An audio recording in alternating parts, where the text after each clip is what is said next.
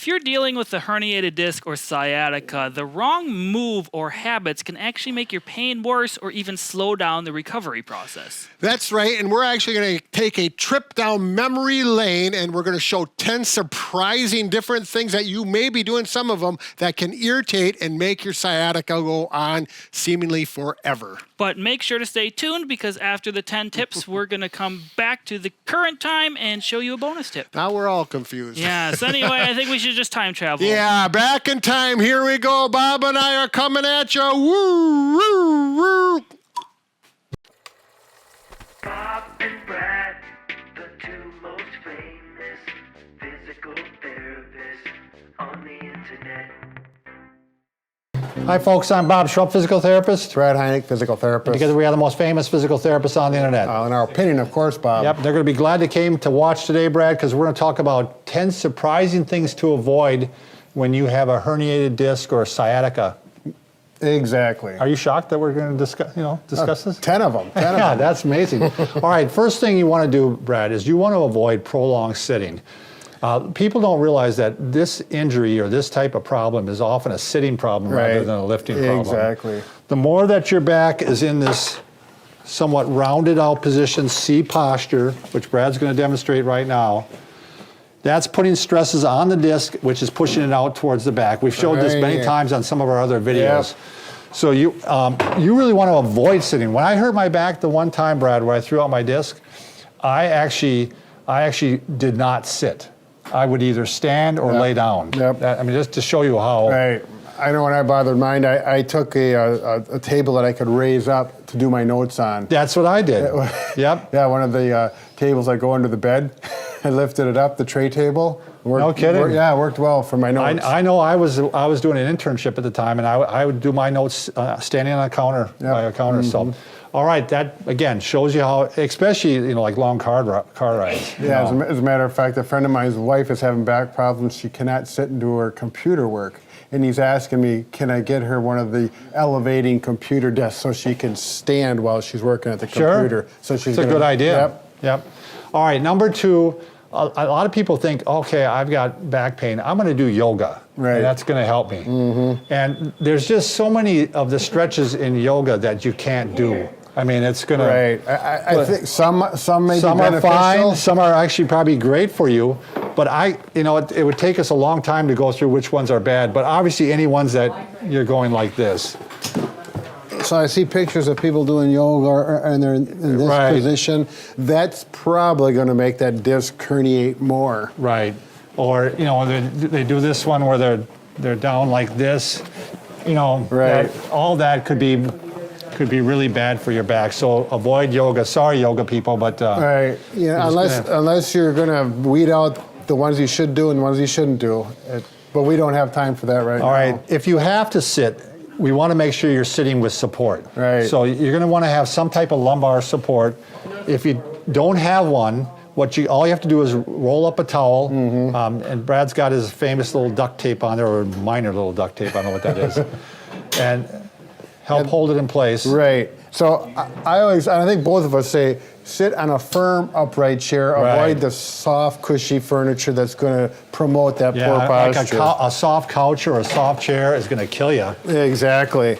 So here we got that firm chair, and I'm going to sit here, and you'll put that lumbar support right about at the belt line. You'll know because it's going to feel good. You may have to adjust it per individual. And right now I can tell that this is a little bit too big. It's pushing my back out too far. Yeah, you'd probably want more of a thinner one like this. And actually in my car, that's better. I have one of these and I have another one that 2 of these are taped together. And it depends on the day. Sometimes I'll use the one, sometimes I'll put one with 2 in there, sometimes I don't use it at all. But I've been working with my back for a long time. I kind of have it tuned in. You kind of know what is what. What I have found, Brad, with a lot of people is that when they're having a problem with a herniated disc, a lot of times they want more towel than less. When they're doing preventative, then they want less towel. Sure. But so that's the thing. You can take a towel and you can roll it up as big as you want and try it and see what helps. And maybe have 2 sizes in your car. Exactly. Now, if you're on a couch, you have to sit on a couch. Take a throw pillow or something behind you and put it behind you. Yeah. Or one of those recliners or whatever. Make sure you got like I said, a throw pillow, because you're really going to sink in otherwise. All right. So this is what you do. You bend and you twist. Sure. And when do you do that, Brad? A lot of times when you're shoveling. Yep. When you shovel like this, now I'm bent, and then I throw it over here, I'm twisting. And then add on some heavy wet snow into that. Right, and you got it now. Now you're going to hurt. So number 5, Brad, sit-ups. Full sit-ups. This is going to put your back in that position again. And, I thought people all knew about this, but I still see instructors on the internet yet that are even doing this sometimes. So they're doing the full sit-up. This is terribly hard on your back. Puts a lot of stress on that low and then back. to make it worse, they'll do a sit-up with a twist. So now we're doing like a bend. My back just hurt right there doing that. Either way. No. No, but yeah, there's a lot of options to do sit-ups. I mean, that does work the stomach muscle. Oh, it does, believe me. But it really puts a high amount of stress on the back. Right. And so does things like this, working this way. Yep. So. Matter of fact, they're going to do a video later on some of that, but we've got other ones too. Okay. Go on here, Bob. Number 6, this is just kind of a obscure one, but if you are riding on a lawnmower, a lot of people are in kind of a bad posture when they're in it, and it's shock absorber. Right. And so you're putting a lot of stress on the disc while you're doing that. So I'm not a big fan of back belts, but if you're out riding lawnmower, you got a bumpy lawn, I think that would be a good idea. You bet. It's going to cinch you in and keep you up. Yeah. Yep. If you need to, have to do it. You're actually probably better off doing a push mower maybe, but 2 acres long. We get a lot of questions, Brad, about we get a lot of questions too about whether or not can I weight lift. When you have a herniated disc, I just don't think you can do it. I mean, you can do some. You could maybe do bench press. Sure. Yep. You could maybe do curls, but you certainly can't do. You can't do squats. I mean, if you're doing a squat and you're bending down like this, I don't. Even if you keep your back straight, you're putting a lot of stress on it. It's not worth it. Definitely not deadlifts. Right. And definitely not. I don't want you ever doing bent over rows. I know. I see people do that a lot. So. The things we could talk about. The things we could discuss. Doesn't it go on and on, Brad? Okay, sleeping. The one thing you want to avoid with sleeping is I don't want you sleeping in a flexed posture all night long, Brad. So I don't want you laying on your side. Where's my mic? Over here. And laying like this all night long. It's just, again, putting your back in that flex. Now, there's not a lot of stress on your back in this position. Right. But it's just not, it's better to be a bit straighter. If you're one of those real strong, broad men that have wide shoulders, I mean, that can put your back at an angle this way as well. Right, and that's why we recommend quite often is you could take a sheet. We also have something pre-made here. But you put the sheet in a roll. You're going to spin it around like that. This is kind of crude right now, Brad. Right. But some people actually tie a sheet around them, and then when they lay on their side, they got some support here, so they're not sagging here.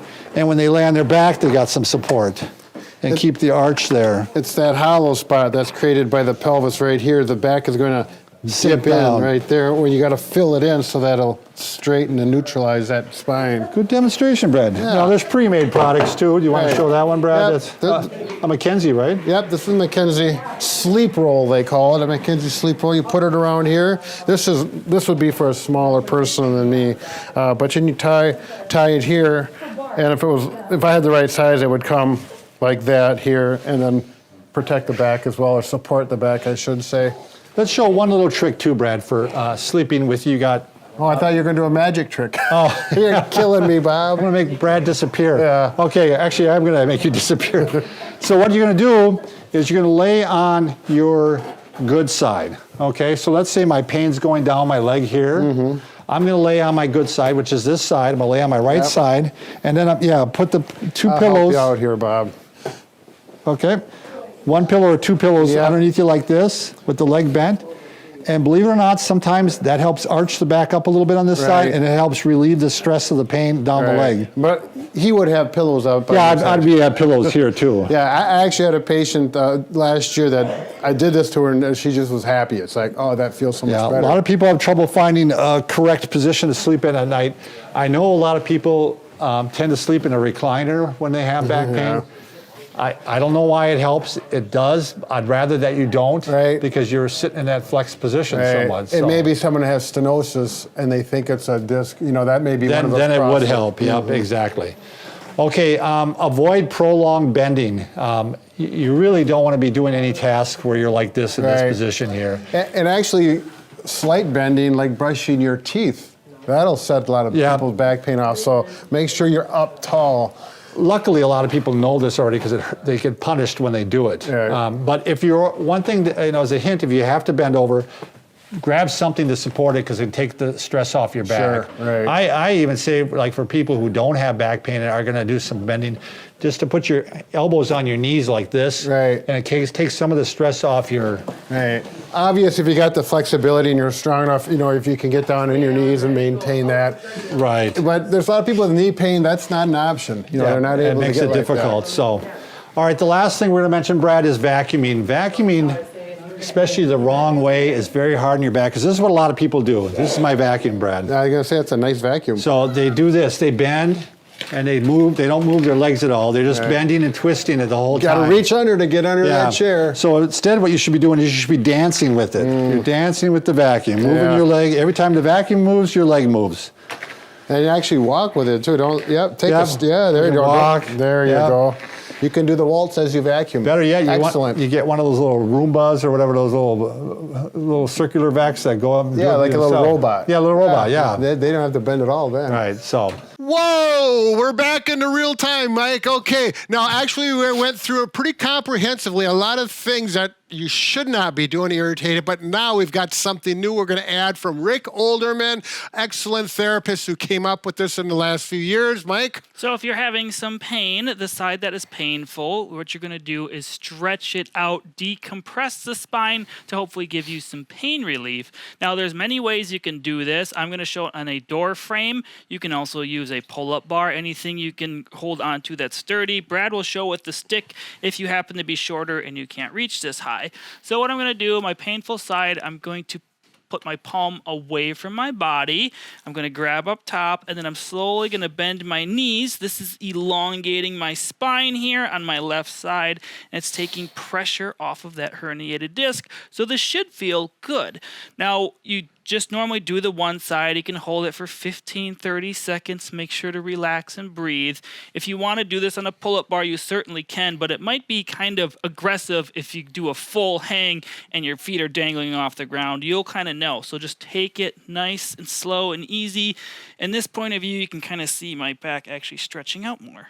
Right. But again, emphasize, if one side feels good and the other side doesn't, only do the side that feels good, particularly with the pain going down the leg. If you're too short or too tall or you don't have a very stable trim on your door, you can take a stick 4 to 5 feet long. You can use, actually some viewers said, a pool cue, which may work, but whatever, you can put it on a table, on a chair top. You need to have a rubber tip so it doesn't slip around, or simply take off your shoe, put it there, and that'll prevent that. And you could do exactly what I'm doing. Look at the back of your hand, palm is towards the stick, reaching up as far as you feel comfortable. And just like Mike was doing, start bending the knees, feel the stretch here. So as you can see, it's pulling the clothing on my shirt apart. It's doing that with your spine. It's just gently separating the vertebrae, allowing that bulge to go back in, taking pressure off of that nerve. Therefore, sciatica goes away.